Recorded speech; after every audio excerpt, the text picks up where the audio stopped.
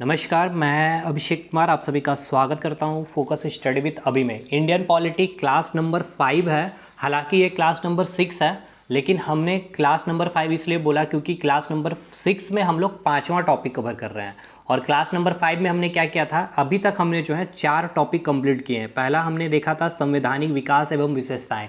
पूरा historical background हमने देखा है कि हमारा संविधान कैसे बना, कितने दिनों में बना, कितनी कमेटियां बनी, कौन कौन से डेट में कौन कौन से प्रस्ताव लाए गए थे, कौन कौन से लीडर थे, कौन सबसे पहले डिमांड किया, सब चीज़ हमने वहाँ पे डिस्कशन कर लिया पूरे फैक्ट के साथ। और आपने थंबनेल में देखा है जैसे कि बेस्ट रिवीजन वीडियो होगा ये हमारा, मतलब to the point exam oriented और बहुत डिटेल में ना जा करके, लेकिन फिर भी हम हर एक चीज़ को कवर करेंगे और समझते हुए और चीज़ों को याद करते हुए वीडियो में ही, वीडियो देखते टाइम ही आपको सारी चीज़ें याद करवाने की मैंने आप लोगों को कहा भी है। ठीक, उसके बाद हमने कवर किया दूसरी वीडियो में, दूसरी क्लास में प्रियम्बल यानी प्रस्तावना को। तीसरी क्लास में हमने देखा सोर्स ऑफ कॉन्स्टिट्यूशन यानी कि भारत के संविधान के निर्माण के दौरान भारत ने क्या क्या चीज़ें सोर्स एज अ सोर्स लिए हैं, कौन कौन से कंट्री से, वो भी हमने देखी है। उसके बाद हमने क्या कवर किया है, पहला क्लास में ये कर लिया, दूसरे क्लास में ये देख लिया, तीसरा हमने ये देखा और चौथे क्लास में हमने सारी अनुसूचियाँ 12 के 12 अनुसूचियाँ भी डिस्कशन कर लिया। आज हमने फिर 5वां क्लास में फिर हमने क्या किया, ये चारों के चारों टॉपिक को हमने आपको रिवाइज करवाया, याद करने का तरीका बताया, कैसे आपके नोट्स रेडी होने चाहिए। कोई भी एग्जाम है भाई, आप देख सकते हैं इस एग्जाम की अगर आप तैयारी कर रहे हैं, इनमें से किसी भी एग्जाम की प्री लेवल तक, प्री लेवल मतलब स्टेट पीसीएस की मैं बात कर रहा हूँ, बीपीएससी जेपीएससी, बाकी रेलवे का प्री मेंस सब बराबर होता है, एसएससी का प्री मेंस, एसएससी में खैर मेंस में, मेंस में तो जीके सेक्शन आती नहीं है, बाकी कहीं भी आप तैयारी कर रहे हैं तो मोर देन सफिशिएंट है ये हमारा सीरीज। ठीक, उसके बाद अब हम जो आज डिस्कशन करने वाले हैं, आपको जितने भी अनुच्छेद है, बट यहाँ महत्वपूर्ण लिखा हुआ, बट मैं हर एक अनुच्छेद को आपके साथ डिस्कशन एक सिस्टमेटिक वे में और चीज़ों को पूरा आर्टिकल याद करवाऊंगा, ना कोई ट्रिक के माध्यम से और ना ही कोई निमोनिक्स माध्यम से, पूरा चीज़ मैं आपको याद करवाऊंगा समझाते हुए। उसके बाद अगर कोई इंटरेस्टेड है नोट्स को लेना तो आप हमें व्हाट्सअप कर सकते हैं। और कंटेंट कैसा है आप सभी को पता है, अगर अभी तक आपने फॉलो करते आए हैं पहले से, कई लोगों ने सेलेक्ट भी हुए हैं एग्जामिनेशन में, बट ये कंटेंट पेड होगा। ठीक है, प्राइस 199 है और वाकई पूरा लक्ष्मीकांत का निचोड़ हमने यहाँ पर रखने की कोशिश की है। ठीक है भाई, तो आज की क्लास स्टार्ट करते हैं। अभी तक वीडियो नहीं देखा है पहले की तो आप डिस्क्रिप्शन में जाकर के लिंक को ओपन करके सारी डिस्कशन देख ले पहले, उसके बाद आप टेलीग्राम ग्रुप को भी ज्वाइन कर ले और पूरी की पूरी जितनी भी अच्छी तरह से कोशिश होगी कि मैं आपको सारी चीज़ें रिवाइज करवा दूँ। तो आज की क्लास हम स्टार्ट करते हैं। मेन जो आज का टॉपिक है हमारा अनुच्छेद यानी कि आर्टिकल्स, लेकिन इससे पहले मैं आपको कुछ चीज़ें समझा दूं। जैसे कि हमें पता है कि हमारा जो संविधान है, हमारे संविधान में कई सारे, मतलब हमारा जो संविधान बना है कई सारे आर्टिकल्स से, ठीक है, बहुत सारे पार्ट्स हैं यानी कि भाग हैं और कई सारी अनुसूचियों को मिला करके हमारा संविधान का निर्माण किया गया। अब आपको मैंने कहा है कि बताया भी था पहले कि सूचियाँ और भाग बनाने का रीज़न ये है कि हमारा संविधान बहुत ज़्यादा बड़ा ना बन जाए। तो हुआ क्या कि आपको जैसे पता है कि अभी प्रेजेंट में हमारे संविधान में कितने भाग है, 25 भाग है। कितने शेड्यूल्स है, तो 12 शेड्यूल्स है। अब देखिए मैं चीज़ों को समझा रहा हूँ, अब अच्छे से समझिएगा। जैसे कि पार्ट 1 है यानी कि भाग 1 में यहाँ पे 4 आर्टिकल्स रख दिए गए हैं, आर्टिकल 1 से लेकर आर्टिकल 4 तक। उसी प्रकार पार्ट 2 ये रखा गया है, इस पार्ट 2 में आर्टिकल 5 से लेकर के आर्टिकल 11 को। अब समझिएगा चीज़ को, यहाँ पे क्या सिस्टमेटिक वे से डिवाइड किया गया। जैसे कि पार्ट 1 में जो भी आर्टिकल्स रखा गया है एक मुद्दे की बात की गई है, मतलब जो भी आर्टिकल्स यहाँ पे रखा गया है सेम टॉपिक पे रखा गया है। जैसे कि कोई राज्य की फॉर्मेशन करनी है या फिर यूनियन टेरिटरी से लेकर के कोई रिलेटेड बात हो, वो हर एक बात को उसका जो भी आर्टिकल्स है पार्ट 1 में आपको रखा गया है। आगे चल करके जैसे कि हमारा संविधान डिमांड ऑफ सोसाइटी, मतलब सोसाइटी की जो डिमांड है, मतलब हमारे संविधान के निर्माता जो थे उन्होंने जो निर्माण किए हैं, यानी कि जो संविधान का जो फॉर्मेशन बनाया है, जो संविधान का निर्माण किए हैं, उन्होंने काफ़ी भविष्य को देखते हुए और जो सोसाइटी की डिमांड है, क्योंकि देखिए हर समय सोसाइटी की डिमांड चेंज होती रहती है, तो उसी के तहत हमारे संविधान में क्या है, एक नियम है संशोधन। तो according to demand of society हम क्या करते हैं, डिमांड ऑफ सोसाइटी के अकॉर्डिंग क्या करते हैं, संशोधन करते हैं संविधान में। तो इस दौरान अगर आप संशोधन करते हैं, कोई अन्य नए राज्य की आप फॉर्मेशन करते हैं भारत में या किसी अन्य यूनियन टेरिटरी की फॉर्मेशन करते हैं, तो उसके लिए जो बातें आप आर्टिकल्स बनाएंगे, ठीक है, संशोधन करेंगे, तो वो आर्टिकल आप कहाँ रखेंगे, तो पार्ट 1 में रखेंगे, आर्टिकल 1 से लेकर आर्टिकल 4 तक। अब जैसे आप संशोधन करते हैं तो क्या करते हैं, आर्टिकल 1 का ए, ठीक है, सब क्लॉज ए बना लेते हैं, सब क्लॉज बी कर लेते हैं आर्टिकल 1 के अंदर ही। उसी प्रकार पार्ट 2 जब आएंगे तो आप सिटीजनशिप के बारे पढ़ेंगे, पूरा का पूरा जो भी सिटीजनशिप से लेकर के जो भी आर्टिकल से पार्ट 2 में आर्टिकल 5 से लेकर आर्टिकल 11 में रखा गया। फिर उसी प्रकार पार्ट 3 में जब आप आते हैं तो पार्ट 3 में आप क्या देखेंगे, आर्टिकल 12 से लेकर के आर्टिकल 35 यानी कि जो भी आपके मौलिक अधिकार हैं वो हर मौलिक अधिकार का आर्टिकल्स आपको यहाँ रखा गया। मतलब एक सिस्टमेटिक वे में आपको पूरा का पूरा अरेंजमेंट आपको देखने को मिलेगा, और आप इस तरह से अगर पढ़ें तो आपको पूरा का पूरा आर्टिकल्स भी याद होगा। हालांकि आपको पूरा आर्टिकल्स याद करने की जरूरत भी नहीं, आपको ही पता है कि हर आर्टिकल आपके एग्जाम में नहीं पूछे जाते, पर वो हर आर्टिकल जो आपके एग्जाम में पूछे जाते हैं मैं इसको कवर करूंगा और समझाते हुए चीज़ों को लेकर के चलूंगा। उसी प्रकार पार्ट 4 में जब आप आएंगे तो आर्टिकल 36 से लेकर के आर्टिकल 51 तक की बातें होगी। यहां पर आपको क्या बातें की जाएगी, डीपीएसपी की बात की जाएगी। ठीक है मेरे भाई, यानी कि डीपीएसपी से रिलेटेड जितने भी आर्टिकल आपको एक जगह ही देखने को मिलेगी। तो इस तरह से हम यहाँ पे चीज़ों को लेकर के चलेंगे। तो पहले जो आज हमारा टारगेट है पार्ट 1 को कवर कर देना है और पार्ट 2 को कवर कर देना है। अब आपके दिमाग में चल रहे होंगे टोटल पार्ट 25 है, इसका मतलब एक दिन में अगर 2 पार्ट कंप्लीट होते हैं तो 2 से अगर हम इसे डिवाइड कर रहे होते हैं तो 13 मान के चलते, तो 13 दिन लगेंगे, ऐसा नहीं है। देखिए जैसे ही हम पार्ट 2 को आज कवर करेंगे, कल हम पार्ट 3 को केवल कवर करेंगे और उसके अगले दिन हम केवल पार्ट 4 को कवर करेंगे। अब समझिएगा उसके बाद क्या होगा, उसके बाद मैं पार्ट वाइज पार्ट ना करके मैं अब आपको टॉपिक वाइज कराना स्टार्ट कर दूंगा। जैसे कि प्रेसिडेंट से जितने भी फैक्ट बनते हैं पूरा प्रेसिडेंट भी पढ़ा देंगे और प्रेसिडेंट के जितने भी आर्टिकल होंगे वो वहीं खत्म कर देंगे। ठीक, क्योंकि उसके बाद आपको ऐसे पढ़ने में काफ़ी इंटरेस्ट लगेगा और चीज़ें याद, ऐसे बोरिंग भी फील नहीं होगा, सिस्टमेटिक वे में कंप्लीट कर लेंगे। फिर हम वाइस प्रेसिडेंट को भी देखेंगे, पूरा वाइस प्रेसिडेंट को समझेंगे, पहले वाइस प्रेसिडेंट कौन, किसको रिमूव करके कैसे आए, क्या प्रोसेस होता है, सब चीज़ देखते हुए इसके जितने इंपॉर्टेंट आर्टिकल सब कर लेंगे। उसी प्रकार हम वाइस प्रेसिडेंट को कवर करने के बाद लोकसभा, राज्यसभा, प्राइम मिनिस्टर, महान्यायवादी, उसके बाद हम राज्य में आएंगे तो राज्यपाल को कवर करेंगे, सीएम को कवर करेंगे, विधानसभा, विधान परिषद के आर्टिकल्स को पूरा डिटेल पढ़ते हुए आर्टिकल्स को भी खत्म करते हुए फिर हम जुडिशियरी में चले आएंगे, सुप्रीम कोर्ट, हाई कोर्ट में आ जाएंगे, जितने भी कोर्ट हैं।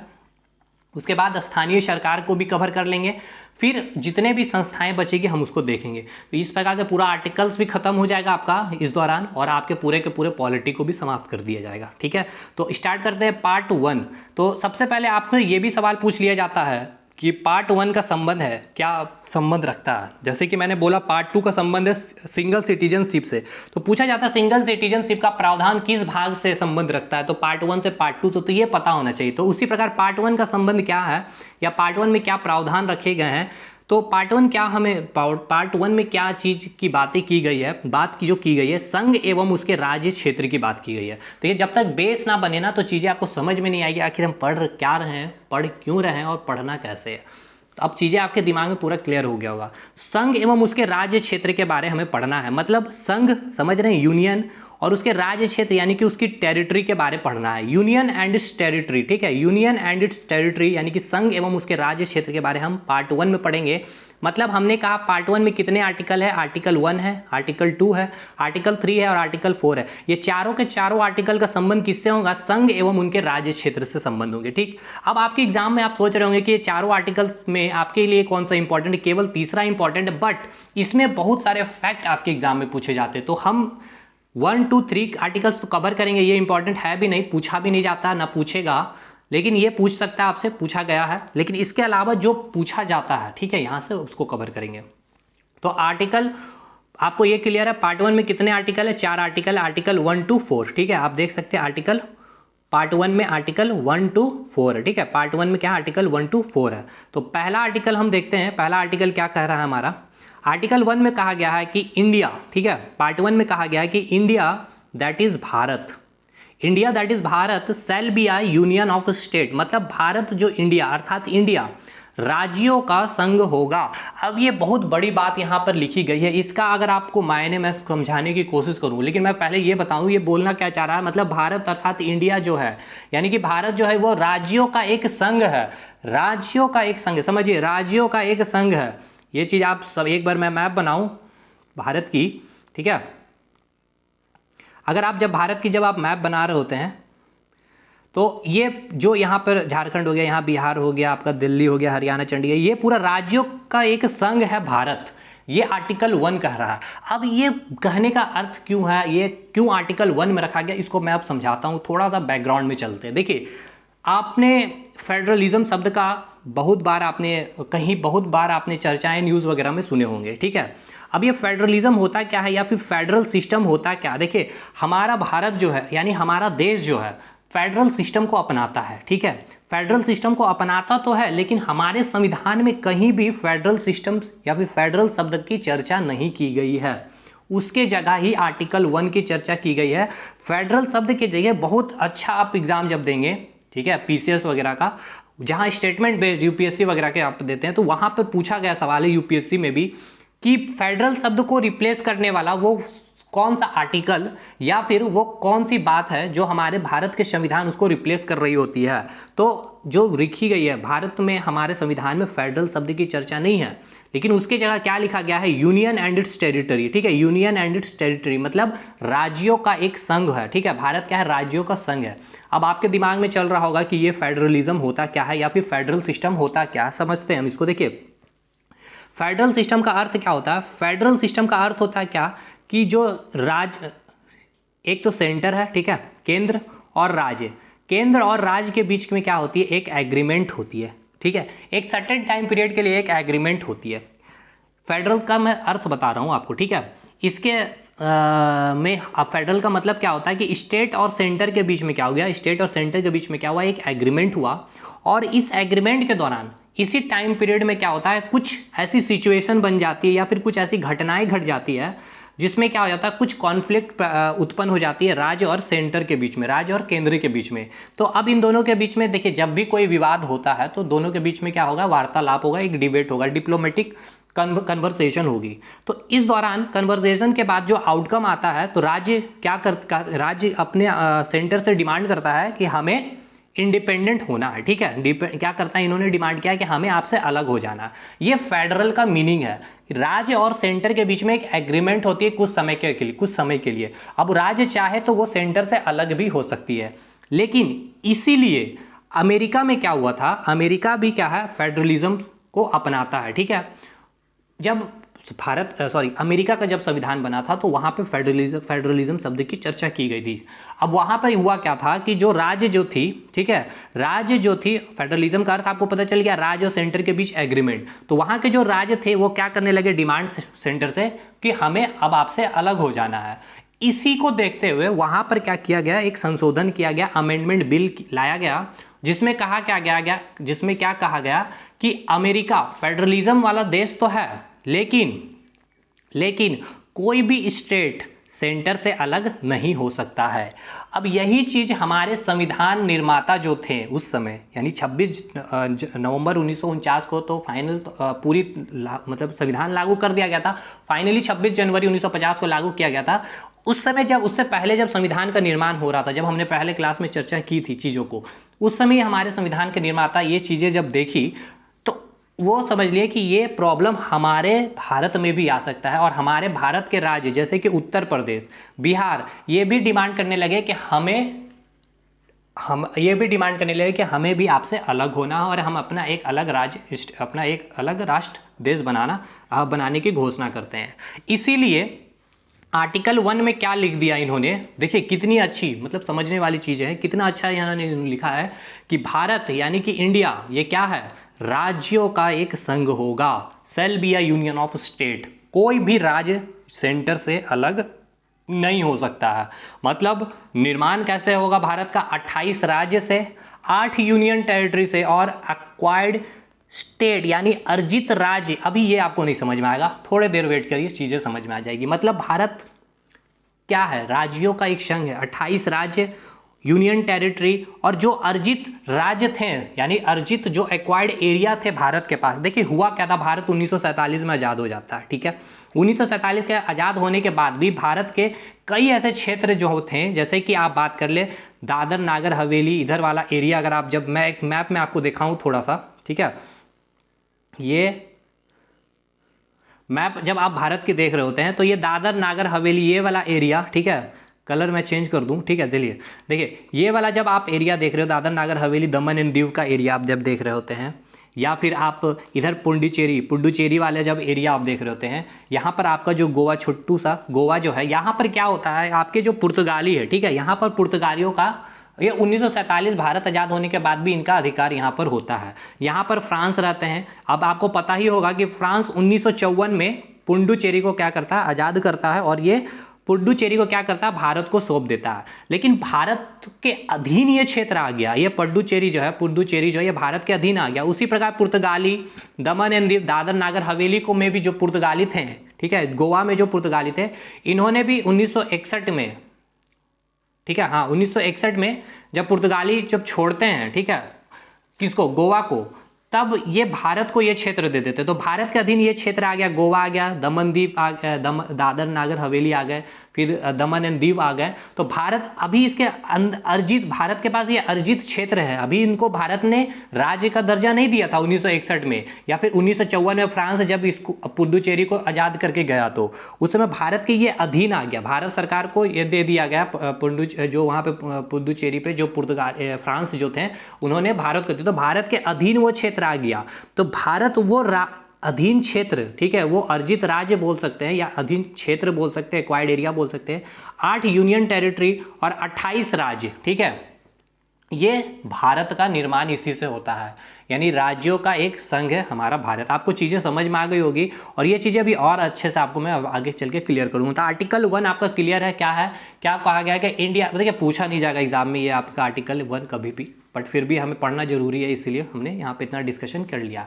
आर्टिकल्स 2 की अब हम बात करते हैं कि आर्टिकल 2 क्या कहता है। देखिए आर्टिकल 2 का क्या मतलब है, इसको समझने की कोशिश करेंगे। देखिए एग्जाम पॉइंट ऑफ व्यू से इंपॉर्टेंट नहीं है, बट समझ लेते हैं। आर्टिकल 3 से आपका इंपॉर्टेंट, आर्टिकल 3 से पूछेगा, और आर्टिकल 3 के बाद जो पॉइंट है हर एक पॉइंट में सवाल छुपा हुआ आपका। आर्टिकल 2 कहता है क्या कि एडमिशन ऑफ न्यू टेरिटरी, यानी कि नए क्षेत्रों का प्रवेश। देखिए क्या होता है नए क्षेत्रों का प्रवेश करना, जैसे मैंने आपको बताया यहाँ पर, जैसे अभी मैंने आपको क्या बताया यहाँ कि दादर नागर हवेली था, दमन द्वीप है आपका, इधर गोवा है और इधर पुडुचेरी है। फ्रांस ने इसे 1954 में छोड़ा, ठीक है, भारत ने इसको क्या कर लिया, अपने अधीन कर लिया, अपने अधीन भारत के आ गया, बट इसे अभी कोई राज्य का दर्जा नहीं मिला, या फिर कोई यूनियन टेरिटरी का भी इसको घोषित नहीं किया अभी भारत सरकार ने। उसी प्रकार यहाँ 1961 में आपके पुर्तगाली जाते हैं, दमन द्वीप दादर नागर हवेली से भी 1961 से जब पुर्तगाली जाते हैं, तब 1961 में अभी चले गए हैं, अब ये भारत को दे करके चले गए, भारत का अधीन ये क्षेत्र आ गया, बट अभी इसे राज्य का दर्जा नहीं मिला, या फिर इसे कोई भी यूनियन टेरिटरी घोषित नहीं की गई है, ठीक है। तो यही आर्टिकल 2 बोलता है कि एडमिशन ऑफ न्यू टेरिटरी, मतलब नए क्षेत्रों का प्रवेश। ये जो क्षेत्र थे पुडुचेरी, दमन दीव, दादर नगर हवेली, या फिर इसके अलावा अगर कोई भी, अभी जैसे बांग्लादेश का कोई पार्ट अगर भारत के अधीन आ जाता है, ठीक है, तो उसको नए क्षेत्रों को प्रवेश करना है भारत में, तो आर्टिकल 2 हमारा यही बात करता है कि आप आर्टिकल 2 के थ्रू किसी भी क्षेत्र को भारत में प्रवेश कर सकते हैं, मतलब नए क्षेत्रों का प्रवेश किया जा सकता है। जैसे कि एक एग्जांपल के तौर पे मैं बताऊं कि सिक्किम को 1975 तक, देखिए भारत 1947 में आज़ाद होता है, लेकिन 1975 में सिक्किम को स्टेट का दर्जा दिया जाता है। 1975, बहुत बार पूछा गया ये सवाल है, ये ईयर, और ऐसे कई इंपॉर्टेंट स्टेट है, आपको मैं अभी डिस्कशन करूंगा जो आपके एग्जाम में, एसएससी वगैरह के एग्जाम में तो पूछे ही जाते हैं भाई। 36वां कॉन्स्टिट्यूशनल अमेंडमेंट एक्ट किया गया था 1975 में, जिसके तहत सिक्किम को क्या किया गया था, स्टेट का दर्जा दिया गया था। 36th constitutional amendment act, 36th constitutional amendment act 1975, 36 याद रखिए, 1975 36वां कॉन्स्टिट्यूशनल अमेंडमेंट के तहत सिक्किम को क्या किया गया था, राज्य का दर्जा दे दिया गया था। कहा गया है क्या कि आर्टिकल 2 नए क्षेत्रों का परिवेश, ठीक है मेरे भाई। अब हम आते हैं आर्टिकल 3। आर्टिकल 3 क्या, अभी तक आपको क्या समझ में आया। आर्टिकल 1 ने क्या कहा कि भारत को डिफाइन किया आर्टिकल 1 ने। आर्टिकल 2 में क्या कहा कि नए क्षेत्रों को प्रवेश करना। आर्टिकल 3 क्या बोलता है कि कोई भी फॉर्मेशन आपको करनी है नए स्टेट की, फॉर्मेशन ऑफ न्यू स्टेट, ठीक है, या फिर नए राज्यों का आपको गठन करना है, या फिर अल्टरेशन ऑफ बाउंड्री, या फिर आपको उस राज्य के बाउंड्री को या तो आपको इंक्रीज करना है उसके बाउंड्री को, या फिर उसके बाउंड्री को डिक्रीज करना है, या फिर उसके सीमा क्षेत्र में कुछ परिवर्तन करना है, यानी कि उसी के बाउंड्री में आप कुछ चेंजेस करोगे। तो आप ये कैसे करेंगे, आर्टिकल 3 आप आर्टिकल 3 के तहत आप ये सारी चीजें कर सकते हैं। एग्जाम्पल के तौर से हम आपको ये झारखंड का अगर मैप की बात करते हैं, तो भारत सरकार चाहे, ठीक है, तो झारखंड की जो बॉर्डर सीमा को अगर वो बढ़ाना चाहे तो आर्टिकल 3 के तहत इस प्रकार से वो बढ़ा भी सकती है, ठीक है, या फिर अगर घटाना चाहे तो वो घटा भी सकती है। ये पूरा का पूरा पावर किसके पास होता है, तो संसद के पास, पार्लियामेंट सरकार के पास होती है। तो ये चीज़ आपको समझ में आई कि नहीं आई?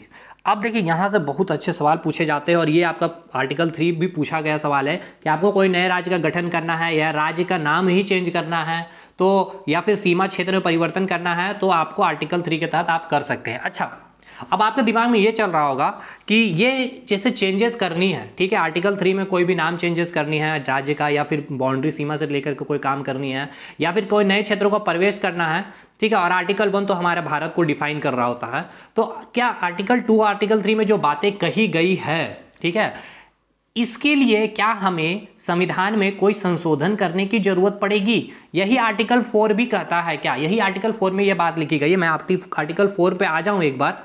आर्टिकल 4 क्या बोलता है कि आर्टिकल 4 में यह बोला गया है कि आर्टिकल 2 में और आर्टिकल 3 में जो बातें लिखी गई है, या फिर उसमें जो भी आर्टिकल 2 के तहत आपको कोई नए क्षेत्रों को प्रवेश करवाना है, या आर्टिकल 3 में आपके कोई राज्य का फॉर्मेशन कराना है, कोई राज्य का नाम चेंज करवाना, राज्य की सीमा को परिवर्तन करना है, तो आपको इसके लिए संविधान में संशोधन, मतलब आर्टिकल 368 के अनुसार संविधान संशोधन करने की जरूरत नहीं है। सिंपल सा आप एक बिल लाइए और सिंपल मेजोरिटी, देखिए जब आप कोई बिल लाती है सरकार, तो तीन तरह की तीन तरह की हम मेजोरिटी की बात करते हैं। वो एक होता है सिंपल मेजोरिटी, एक होता है इफेक्टिव मेजोरिटी, और एक होता है आपका स्पेशल मेजोरिटी, ठीक है। तो ये तीन मेजोरिटी आपने देख लिया है, सिंपल, इफेक्टिव और स्पेशल मेजोरिटी। तो सबसे इजी देखिए कुछ ऐसे भी, देखिए हमारा जो संविधान हमने देखे आपको बताया भी था कि हमारा संविधान कैसा है, रिजिड भी है और क्या है, फ्लेक्सिबल भी है। तो मैं अभी आपको प्रूव करता हूं कि कैसे हमारा संविधान लचीला भी है और काफ़ी ज़्यादा जटिल भी है।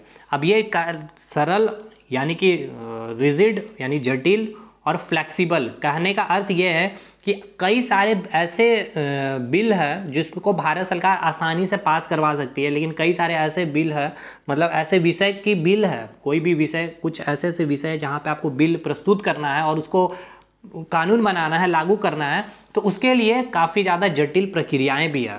तो मैं आपको दिखाता हूँ, जैसे कि आपको कोई राज्य की फॉर्मेशन करनी है, इसी आर्टिकल 2 और आर्टिकल 3 की मैं बात कर रहा हूँ, कोई राज्य का गठन करना है, राज्य का नाम चेंज करना है, कोई नए क्षेत्र को प्रवेश करना है, तो आपको कुछ नहीं करना है, आप सिंपल मेजोरिटी से क्या कर सकते हैं, बिल को लाइए और उसको सिंपल मेजोरिटी से पास करके आप उसको अप्लाई कर सकते हैं, ठीक है। अब आपके मन में चल रहा होगा कि ये सिंपल मेजोरिटी क्या होता है। सिंपल मेजोरिटी का अर्थ ये है, सिंपल सा बात है, देखिए भारत सरकार अभी बीजेपी गवर्नमेंट है, ठीक है, बीजेपी गवर्नमेंट ने चाहा, ठीक है, कि उनको एक नए राज्य का, या फिर सिंपल से उन्होंने चाहा कि झारखंड का जो बॉर्डर है, ठीक है, झारखंड की जो बॉर्डर है भाई, ठीक है, बीजेपी ने चाहा ये जो झारखंड का जो बॉर्डर है, या फिर झारखंड का नाम जो है झारखंड, ठीक है, इसमें हमको क्या करना, परिवर्तन करना, झारखंड का नाम चेंज करके कर देना है अब झारखंड, ठीक है, झारखंड, ठीक है, इसके आगे ए लगा देना है। तो उन्होंने क्या किया, उन्होंने कुछ नहीं किया, उन्होंने लोकसभा में ये बिल लाया। अब देखा, अब सिंपल में, अब क्योंकि देखिए हमें क्या करना है, कोई राज्य का नाम चेंज करना, तो ये किससे संबंध है, आर्टिकल 3 से संबंध है, और आर्टिकल 3 और आर्टिकल 2, ठीक है, आर्टिकल 2 में जो भी बातें हैं और आर्टिकल 3 में जो भी बातें लिखी गई है, उसके लिए हमें कोई भी संशोधन करने की जरूरत नहीं पड़ती है। सिंपल मेजोरिटी से हम उस पर क्या कर सकते हैं, उसको कानून बना सकते हैं। तो हमें नाम चेंज करना, तो हमें सिंपल मेजोरिटी से उसको क्या करना होगा, बिल को पास कराना होगा। तो हमने कोई भी सदन में, या तो लोकसभा या राज्यसभा, तो सिंपल सी बात है, भारत सरकार लोकसभा पर उसकी पूरी बहुमत होगी, लोकसभा में ही वो क्या करेगी, बिल को प्रस्तुत करेगी। और लोकसभा में जिस दिन बिल को प्रस्तुत किया जाएगा, मान लेते हैं कल बिल को प्रस्तुत किया जाएगा, एक मैं एग्जांपल दे रहा हूँ, रफ एग्जांपल, कि टोटल लोकसभा में जो मैक्सिमम सीट क्या होती है, 100 होती है। भाई मैं एग्जांपल दे रहा हूँ, दिल पे ना लें कि हमें समझाने लगे 543 545 ये बात, मैं एग्जांपल दे रहा हूँ कि लोकसभा की मैक्सिमम जो सीट होती है 100। कल लेकिन लोकसभा में कितने सदस्य आए, केवल और केवल 50 सदस्य आए, ठीक है, केवल और केवल 50 सदस्य कल आए हुए हैं, ठीक है। अब आए और कल क्या किया गया, भारत सरकार में यानी बीजेपी गवर्नमेंट ने इस बिल को यहाँ पर लोकसभा में क्या किया, जारी किया, ठीक है, बिल को वहाँ पे रखा, सारी बातें रखी, और इस पर क्या हुआ, डिस्कशन हुआ, सिंपल सा डिस्कशन हुआ, और यहाँ पे क्या किया गया, सिग्नेचर लिया गया, ठीक है, कि कौन इसके साइड में है और कौन इसके अगेंस्ट में इस बिल के। तो इसके लिए क्या होना चाहिए, सरकार को आधा प्लस एक, मतलब 50 का आधा कितना हो गया, 25 प्लस 1 यानी कि 26 वोट अगर मिल जाए वहाँ के सदस्य से तो ये बिल क्या हो जाएगा, पास हो जाएगा। इसको हम कहते हैं सिंपल मेजोरिटी। तो भाई सिंपल सी बात है, आपने लोकसभा में रखा है, लोकसभा में आपकी पूरी बहुमत है, हाँ तभी तो आपकी सरकार बनी है। और आप जिस दिन बिल प्रस्तुत करेंगे आप सब भी एमपी को आप बोलेंगे उस दिन आ जाने के लिए भी, तो सिंपल सी बात है वो बिल आराम से, उससे ज़्यादा ही बहुमत से बिल पास हो जाती है। तो ये बहुत आसान प्रक्रिया होती है। तो ये चीज़ समझ में आ गया। तो आर्टिकल 4 यही बात बोलता है कि आर्टिकल 2 और 3 में कोई भी बदलाव करना तो इसके लिए आपको संशोधन करने की जरूरत नहीं है। तो आपको मैंने अभी प्रूव करवा दिया कि हमारा संविधान क्या है, काफ़ी ज़्यादा फ्लेक्सिबल है, ठीक है, लचीला है हमारा संविधान। कुछ ऐसे विषय है जहां पर हमारा संविधान लचीला है, ठीक है, लेकिन कुछ ऐसे विषय हैं जैसे नागरिकता के ऊपर कोई कानून बनाना है, आपने देखा कितना बवाल खड़ा हुआ है, तो उसके लिए भारत सरकार को स्पेशल मेजोरिटी से, अब स्पेशल मेजोरिटी क्या, उस पर अभी हम नहीं जाएंगे, आगे बढ़ते हैं। देखिए अब एक घटनाएं घटती है, होता क्या है कि भारत जब आज़ाद होता है 1947 में, तो 1947 के बाद से ही 1948 की ही बात है, ठीक है, 48 की बात है, यहाँ पर साउथ में क्या होते हैं, एक आंदोलन छिड़ जाता है, ठीक है, आंदोलन चल रहा होता है। साउथ जो रीजन है वहाँ के जो जनता है वहाँ पे बहुत, देखिए आंध्रा में अगर बात कर ले तो बहुत सारी भाषाएं बोली जाती है। अब जैसे झारखंड में ही आप देखें तो संथाली भाषाएं कहीं बोली जाती है, कहीं नागपुरी भाषाएं बोली जाती है। तो इस प्रकार से क्या करने लगे, जो संथाली बोलने वाले भाषाएं लोग क्या करने लगे, उनका डिमांड होने लगा कि संथाली भाषा बोलने का वाले का एक अलग राज्य होना चाहिए, नागपुरी बोलने वाले का एक अलग राज्य होने चाहिए। उसी प्रकार अगर उर्दू बोलने वाले तो उनका एक अलग राज्य होने वाला है। मतलब भाषा के आधार पर वे डिमांड करने लगे राज्य का, ठीक है। तो लेकिन अब इसी दौरान क्या हुआ कि दो कमेटियां बनाई गई, ठीक है, बहुत बड़ा आंदोलन चलने लग गया था, 48 की मैं बातें आपसे कर रहा हूँ। तो दो कमेटी बनाई गई है, दो कमेटी बनाई, एक कमेटी बनी थी धार कमेटी, बहुत इंपॉर्टेंट है, 1948 में ये कमेटी बनाई। अब यहाँ पे ये डिस्कशन किया गया कि क्या भाषा के आधार पर राज्यों का गठन किया जा सकता है। तो देखिए जब भी भारत में कोई भी समस्याएं आती है तो भारत सरकार क्या करेगी, या तो कोई कमेटी के गठन करेगी या कोई कमीशन बनाए। जैसे आपने एनटीपीसी के रिजल्ट को लेकर के देखा, कोई भी समस्याएं आती है तो करती क्या है, सिंपल से वो कमेटी बनाएगी, कमीशन बनाएगी, और उसमें कुछ एक अध्यक्ष होंगे और उसमें कुछ 1, 2 या 5, 7, 8, 10 जो भी है मेंबर रखे जाएंगे। वो मेंबर क्या होंगे, उस फील्ड या उस बैकग्राउंड से ही रिलेटेड होंगे, जिनको उस चीज़ से जानकारी होगी। तो धार कमेटी में भी बनाया गया, अध्यक्ष बने, और इन्होंने अपना रिपोर्ट दिया कि बिल्कुल नहीं, भाषा के आधार पर नए राज्य का गठन नहीं हो सकता है, क्योंकि ऐसे तो फिर कई सारे ऐसे राज्य की फॉर्मेशन करनी पड़ जाएगी, ठीक है। उसके बाद उसी कुछ दिन को के बाद ही आपके JVP कमेटी बनाए गए, मतलब जवाहरलाल नेहरू इसमें थे, वल्लभ भाई पटेल जी थे और सीतारमैया जी थे, ठीक है। इन तीनों की एक कमेटी बनी 1948 में, और इन्होंने जो धार कमेटी ने जो रिपोर्ट सौंपी थी उसका स्टडी इन्होंने किया, और इन्होंने कहा कि बिल्कुल सही है कि भाषा के आधार पर कोई भी राज्य का गठन नहीं किया जा सकता है।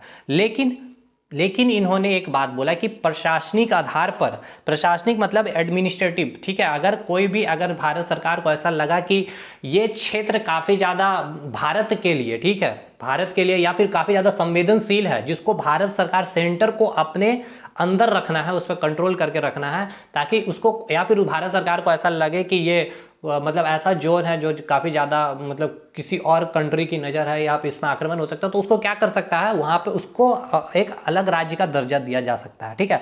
तो प्रशासनिक आधार पर नए राज्य का गठन हो सकता है, ठीक है,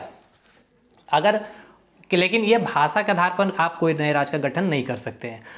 ये दो कमेटी की बात होती है। अब होता क्या है कि इसी दौरान आपको देखने को मिलता है कि 1948 की बात है यहाँ पे, कि बहुत बड़ा आंदोलन साउथ में चल रहा होता है। और ये आंदोलन क्यों चल रहा होता है कि आंध्र प्रदेश की स्थापना के लिए यहाँ पे कहा जाता है कि नए भाषा के आधार पर आपको जो है एक राज्य की गठन करनी है, जो आंध्र प्रदेश में वहाँ पे एक आंदोलन चल रहा था। एक व्यक्ति थे राम लल्लू, ठीक है, राम लल्लू, अगर मैं नाम गलत लूँ तो आप उसके लिए मैं क्षमा प्राप्ति हूँ। राम लल्लू ने बहुत मतलब कि नेतृत्व करता था उस आंदोलन के, और ये अनशन में बैठे हुए थे। कहा जाता है कि 58 दिन या 52 दिन तक भूखे रहते हैं, और फाइनली इनकी क्या हो जाती है, मृत्यु हो जाती है। और जब इनकी मृत्यु हो जाती है तो ये आंदोलन एक वायलेंस, एक हिंसात्मक का रूप ले लेता है, और फाइनली भारत सरकार को राज्य भाषा के आधार पर पहला राज्य का गठन करना पड़ जाता है, ठीक है। पहला राज्य का क्या करना पड़ता है, गठन करना पड़ता है। वो राज्य कौन सा होता है, आंध्र प्रदेश, ठीक है। ये तो रही स्टोरी की बात, बट अब हम आते हैं बात मुद्दे की। देखिए 1948 में मैंने क्या बोला, एक आंदोलन छिड़ गया था साउथ में, भाषा के आधार पर हमें एक नए राज्य की क्या चाहिए, नए राज्य के फॉर्मेशन आपको करनी होगी, भाषा सरकार से डिमांड करने लगी जहाँ साउथ के दक्षिण में जनता। तो उसी दौरान क्या हुई, कमिटियां कमीशन बनाई जाती है। आपको मैंने बताया कि भारत सरकार को जब भी या भारत में जब भी कोई समस्या आती है तो एक कमेटी बनती है, एक डिस्कशन होता है, उसके बाद वहाँ पर से रिपोर्ट भारत सरकार को सौंपी जाती है, फिर भारत सरकार आगे जाकर कोई निर्णय लेती है। तो उसी प्रकार एक भारत सरकार ने क्या किया, एक कमीशन बनाया, जो कमीशन का नाम रखा गया स्टेट रीऑर्गेनाइजेशन कमीशन, 1953 में गठन किया। पूछा जाएगा, देखिए पूछा क्या जा रहा है ये ध्यान रखिएगा, आयोग पूछा गया है या फिर एक्ट पूछा गया है, ये कंफ्यूज मत होइएगा, क्योंकि लोग रटे हुए रहते हैं 1956 और ये देखते नहीं है कि आयोग पूछा गया है कि एक्ट पूछा गया। कोई भी एक्ट तब बनता है जब तक उसके ऊपर कोई डिस्कशन ना हो जाए, ठीक है, उसके लिए एक कमीशन या कमेटी बनाई जाती है। तो भारत सरकार ने कमीशन बनाई, स्टेट रीऑर्गेनाइजेशन कमीशन 1953 में इन्होंने एक कमीशन का गठन किया 1953 में। अब कमीशन मैंने बोला कि जो भी होगा एक चेयरमैन होंगे और 2 मेंबर थे। चेयरमैन का नाम आपसे पूछा जाता है फजल अली और 2 मेंबर का नाम था कुंजरू और पनिकर, ठीक है, कुंजरू और पनिकर, ठीक है। कुंजरू और पनिकर जो थे इसके 2 अध्यक्ष थे और फजल अली जो थे इसके अध्यक्ष थे। स्टेट रीऑर्गेनाइजेशन कमीशन 1953 में पूछा जाएगा, स्टेट रीऑर्गेनाइजेशन कमीशन का गठन कब किया गया था, 1953 में। इसके अध्यक्ष कौन थे, तो फजल अली थे और इसके 2 सदस्य कौन थे, कुंजरू और पानीकर। अब ये जो सवाल आपसे पूछ सकता है, एसएससी सीजीएल का सवाल हो सकता है, रेलवे पूछेगा आपको कि कमीशन का गठन कब किया गया था, जेएसएससी सीजीएल वगैरह जो पूछेगा वो एक्ट पूछेगा। आगे हम इस पे आते हैं। तो इस कमीशन ने क्या किया, अपनी रिकमेंडेशन दी, अपनी रिपोर्ट सौंपी भारत सरकार को और इस रिपोर्ट में इन्होंने लिखा कि नए राज्य के फॉर्मेशन के लिए एक बिल होनी चाहिए, ठीक है, और उस बिल का नाम इन्होंने दिया था स्टेट रीऑर्गेनाइजेशन एक्ट, ठीक है। तो इसके रिकमेंडेशन, किसके रिकमेंडेशन, इस कमीशन के रिकमेंडेशन, स्टेट रीऑर्गेनाइजेशन कमीशन जो 1953 में बनाया था, इनके अध्ययन जो अध्यक्ष थे और जो मेंबर थे, इन्होंने डिस्कशन करने के बाद जो रिपोर्ट सौंपी, क्या रिपोर्ट सौंपी कि स्टेट रीऑर्गेनाइजेशन, इस कमीशन ने रिकमेंडेशन दी कि स्टेट रीऑर्गेनाइजेशन एक्ट एक होना चाहिए नए राज्य के फॉर्मेशन के लिए। तो स्टेट रीऑर्गेनाइजेशन एक्ट 1956 को बना दिया गया। ये सब सीजीएल वगैरह, एनटीपीसी वगैरह के लिए बहुत महत्वपूर्ण है। स्टेट रीऑर्गेनाइजेशन एक्ट 1956 में बना दिया गया और इस रीऑर्गेनाइजेशन एक्ट के तहत क्या, इसके तहत जो थे टोटल 14 स्टेट थे और 6 यूटी स्थापित किए गए, ठीक है, टोटल 14 स्टेट और 6 यूटी स्थापित किए गए, ठीक। अब ये सब जो है ना आपके सदस्य मेंबर, ये सब बीपीएससी वगैरह में ये पूछ सकता है आपका। अब हम आते हैं आगे, ये कमेटी हमने देख ली।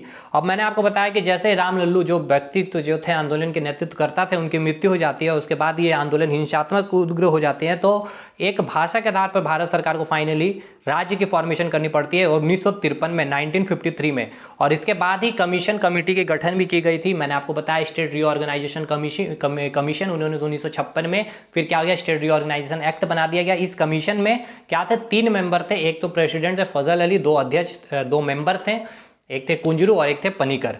अब कुछ स्टेट हैं जब उनकी फॉर्मेशन हुई, वो आपसे मतलब ये तो इतना मतलब फ्रीक्वेंटली आस्क्ड क्वेश्चन है रेलवे, आरआरबी में, एसएससी में, स्टेट की एसएससी बिहार वगैरह हो चाहे झारखंड, ये सब इतना पूछा जाता है, ये काफ़ी महत्वपूर्ण है, ठीक है, कि आपका कौन सा स्टेट कब बना है। तो हम बहुत जल्द में आपको याद भी करवाते हैं। केरला की जो इन्फॉर्मेशन हुई है 1956, ठीक है, केरला का जो फॉर्मेशन हुआ है 1956 में, उसको स्टेट का दर्जा दिया गया था। महाराष्ट्र और गुजरात को कब अलग किया गया, देखिए महाराष्ट्र और गुजरात को 1960 में अलग किया गया, या फिर उसका बोल सकते हैं फॉर्मेशन महाराष्ट्र या फिर गुजरात का फॉर्मेशन 1960 में। नागालैंड 1963 में। हरियाणा और पंजाब को कब अलग किया गया या उसकी स्थापना कब की गई, एज ए स्टेट का दर्जा दिया गया 1966 में। हिमाचल प्रदेश 1970, मणिपुर, त्रिपुरा और मेघालय 1972, सिक्किम 1975 मैंने बताया है 36 कॉन्स्टिट्यूशनल अमेंडमेंट एक्ट के तहत।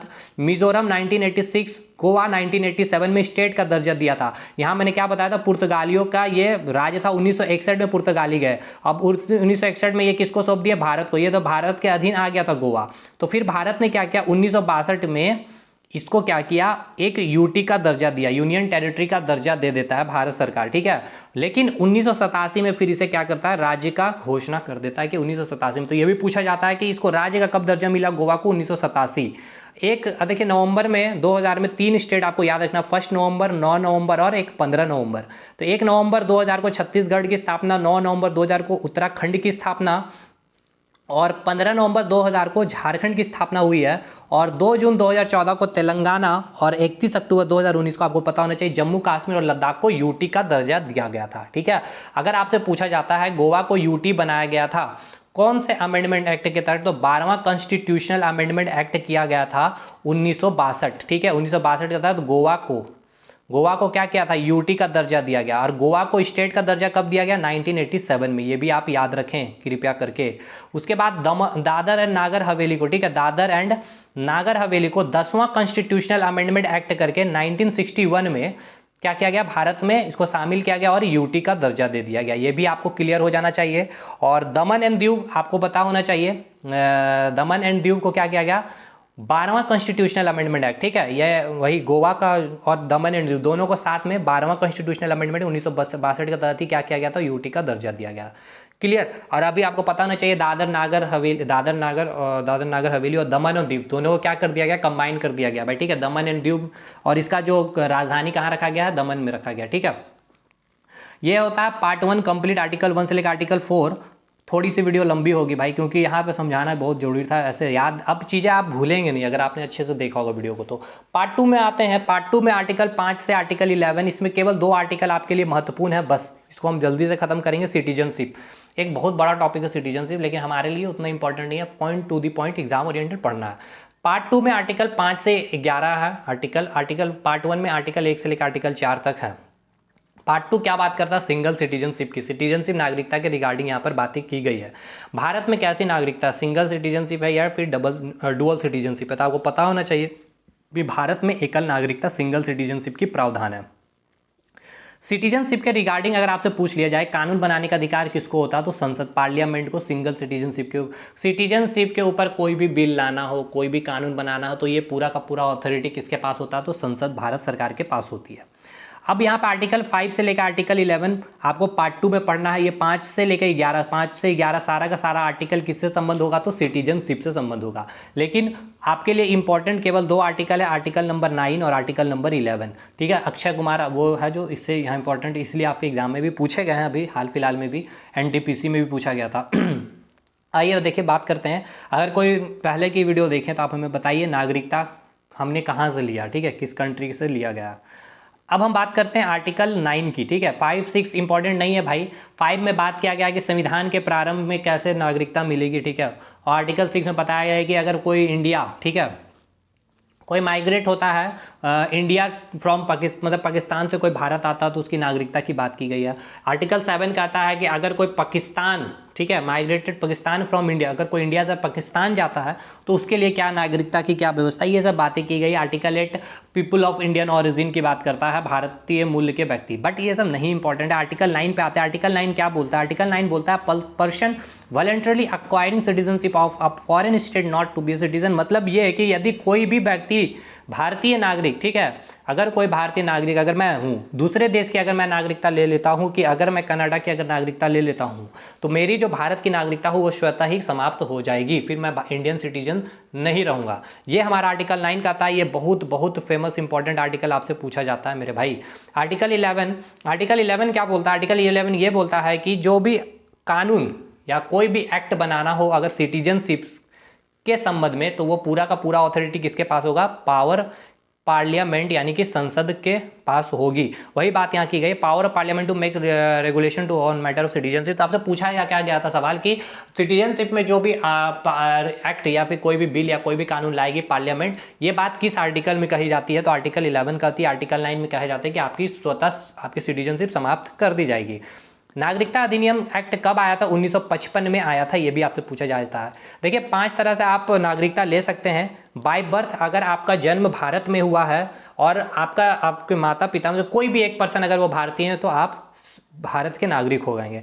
वंशक्रम के द्वारा मतलब बाय डिसेंट, ठीक है, मतलब कि आप अगर, देखिए इसका अर्थ क्या है कि अगर दूसरे देश में जाके बच्चा का अगर जन्म होता है, देखिए मतलब मैं आपको एक एग्जांपल की तरह से आपको समझा, जैसे कि आपकी मैरिज हुई है और आपने कोई कंट्री, बाहर कंट्री गए हुए हैं घूमने के लिए, उस दौरान ही आपकी कोई बेबी हो जाती है, तो वो बच्चा जो होगा, ठीक है, वो भारत का नागरिक होगा, बशर्ते आप और आपकी जो वाइफ है उनमें से कोई एक पर्सन को, कम से कम एक पर्सन को भारत का सिटीजनशिप मतलब वो भारत का नागरिक होना चाहिए, ठीक है। और 1 साल के अंदर अंदर इस बच्चे का रजिस्ट्रेशन भी आपको करा लेना होगा। तो आप बाय डिसेंट या फिर वंशाक्रम के द्वारा आप जो बोल सकते हैं कि आप भारत के नागरिक होंगे। तीसरा जो आपका जो है प्रोसेस बाय रजिस्ट्रेशन, ठीक है। बाय रजिस्ट्रेशन का अर्थ क्या है कि कोई दूसरे देश का व्यक्ति, ठीक है, कोई जैसे दूसरे देश का व्यक्ति, पाकिस्तान का कोई एक पर्सन है, अगर वो चाहता है भारत का नागरिकता लेना तो वो बाय रजिस्ट्रेशन भी ले सकता है। इसका प्रोसेस क्या है कि उसको क्या करना पड़ेगा, भारत की नागरिकता लेने के लिए उसको रजिस्ट्रेशन करवाना होगा, ठीक है। भारत में आके उसको रजिस्ट्रेशन कराना होगा और रजिस्ट्रेशन से 5 साल तक, ठीक है, उसको इंडिया में ही रहना होगा। और बाय नेचुरलाइजेशन यानी कि देसीकरण के द्वारा इसमें क्या होता है कि आपको कोई रजिस्ट्रेशन नहीं करवाना है, लेकिन आपको 7 साल तक भारत में ही रहना होगा और आपको वो दिखाना भी होगा कि आप वाकई भारत में 7 साल तक थे, ठीक है। तो ये देसीकरण के माध्यम से आपको नागरिकता मिल जाती है और आपको लेकिन 7 साल का रिकॉर्ड दिखाना पड़ेगा कि हाँ भारत में थे 7 साल में। और अंतिम जो होता है भूमि अर्जन के द्वारा, जैसे कि बांग्लादेश का कोई क्षेत्र भारत ने ले लिया है, तो ये मान लेते हैं कि बांग्लादेश का ये मैप है, ये सेक्टर वाला भारत ने ऑक्युपाई कर लिया, तो यहाँ की जो जनता है इसको स्वतः भारत इसको क्या करेगी, भारत की नागरिकता दे देगी। तो ये भी आदमी कहाँ जाए भाई, या तो चले जाए बांग्लादेश इधर या फिर भारत आ जाए, तो भारत इसको नागरिकता दे देगी इस क्षेत्र की जितने भी जनता होगी। तो ये प्रोसेस से आपको क्या की जा सकती है, सिटीजनशिप दी जा सकती है। ये सब बातें पूरी लिखी हुई है एक एक चीज़ डिफाइन करके। तो आज हमने पार्ट 1 पार्ट 2 कंप्लीट किया। जो लेना चाहते हैं नोट्स हमें संपर्क करें व्हाट्सएप पे। बाकी अगले वीडियो में पार्ट 3 काफ़ी महत्वपूर्ण मौलिक अधिकार, आज जो मैंने बताया स्टेट फॉर्मेशन वगैरह जो एक्ट वगैरह काफ़ी महत्वपूर्ण है और आज का बेस बहुत जरूरी था समझना, क्योंकि बिना चीज़ें आर्टिकल समझे याद नहीं होती है, ट्रिक के माध्यम से चीज़ें याद नहीं रहती है। तो अगले वीडियो में हम मिलेंगे। अगर वीडियो अच्छा लगा हो तो लाइक करें और दोस्तों तक शेयर भी करें। मिलेंगे हम लोग अगले वीडियो में, तब तक के लिए धन्यवाद।